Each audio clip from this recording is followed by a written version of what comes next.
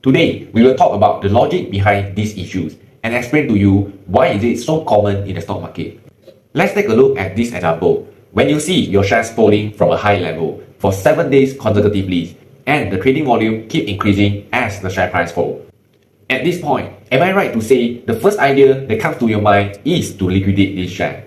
Now, I can tell you what, all the investors around the world who are holding this share and trade based on their gut feelings as well will have exactly the same idea with you right at this point. And because of that, it leads to a phenomenon called oversold. Look at this bar. The trading volume is extremely large. It's more than double compared to the previous day. On the top, the corresponding is a long bearish candlestick. From these characteristics, we know a lot of the shareholders have sold off their shares here. Then, the supply of the shares will fall sharply in the short term, causing the share price to soar easily as long as there are cash inflows. This principle explains why the share price always goes up as soon as you sell it. Now, the principle is the same for share price falling as soon as you buy it. When the share price goes up continuously at this point, we have this corresponding heavy trading volume as shown here. Again, are you tempted to buy at this point as you think the share has been activated for an uptrend? At this point, all the investors in the world who buy based on their gut feelings and just nice looking at these shares are preparing to buy these shares as well. As a result, the price begins to fall as soon as all of you bought it. Because everyone bought these shares at this position and there's not much buying orders left in the short run. This phenomenon is called overbought.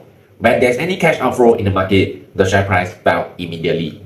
These are what we meant by oversold and overbought. Do you get it now? In short, if you want to avoid such a phenomenon in your stock trading journey, it is a must for you to have a proper trading model that you are comfortable with and stop trading solely based on your gut feelings or what we call sixth sense.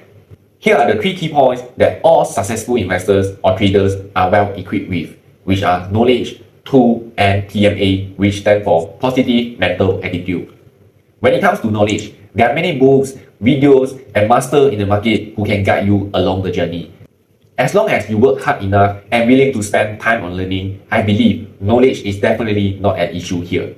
As for tools, there are many websites and advanced software in the market that can be used for technical analysis and research at your convenience. Alright, let's continue to the last key point, which is the most difficult point to master and comprehend, which is PMA. As a retail investor, our mentality can easily collapse, especially when the share price falls as soon as we buy and goes up right after we sell. If you want to cultivate a good attitude, you may want to start with being more cautious in the stock market, look for some relatively stable trading points, diversify your portfolio, and do not be impulsive.